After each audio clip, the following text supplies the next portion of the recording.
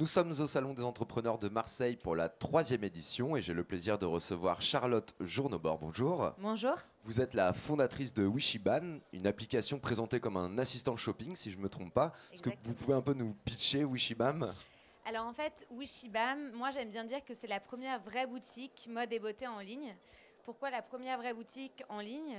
Parce que c'est la première fois qu'on offre aux clients le meilleur des deux mondes, c'est-à-dire le meilleur du commerce physique et le meilleur du commerce en ligne. Donc Wishibam, c'est une marketplace mode et beauté.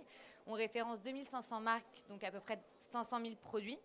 Donc on a cet hyper choix des marketplaces, mais à ça on ajoute la complicité qu'on pourrait avoir un magasin grâce aux assistants shopping qui assistent le client et le conseillent à tout moment de leur shopping.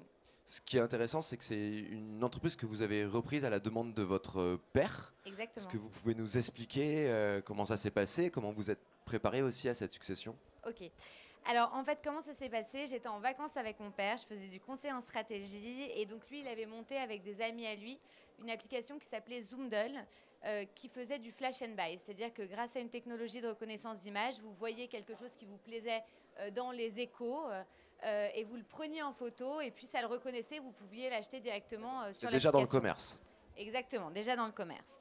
Et en fait, moi quand je l'ai repris, en fait, ce qui s'est passé, c'est que je regardais les chiffres et je trouvais qu'il y avait une très forte traction, donc je me suis dit qu'il y avait un besoin client.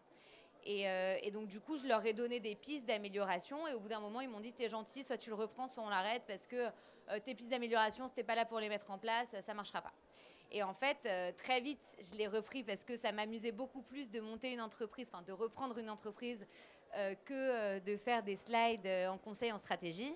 Et quand je l'ai repris, je me suis rendu compte que ce que je pensais être une traction n'était que énormément d'argent dépensé dans le marketing en ligne et qu'en fait, il n'y avait pas tellement de traction, qu'il n'y avait pas beaucoup de conversion et qu'en fait, ce qu'on offrait via Zoomdle, ce n'était pas un vrai service. Mais j'ai eu la chance d'avoir des clients, quelques clients, qui avaient la spécificité d'appeler chez nous pour se faire conseiller par des gens de l'équipe.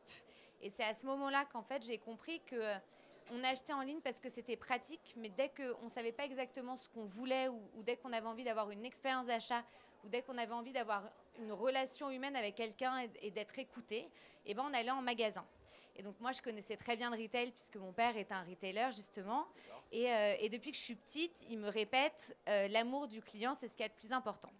Et moi, ce que je me suis demandé, c'était comment j'allais faire pour rendre mes clients heureux quand ils venaient sur mon site. Et ce que j'ai fait, c'est que j'ai développé une technologie qui permet de digitaliser le vendeur.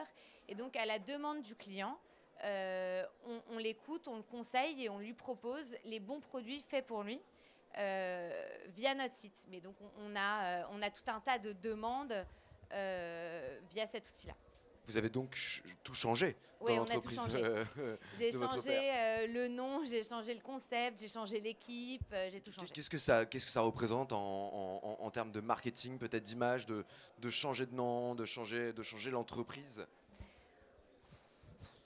En fait, ce qui est bien, c'est que comme c'était une petite boîte, ça ne représentait pas tellement de choses en termes de coûts, puisqu'il y avait quelques personnes qui nous connaissaient, mais ce n'est pas comme si on changeait tout le marketing de McDonald's, où il y a un vrai risque et il y a des vrais enjeux économiques.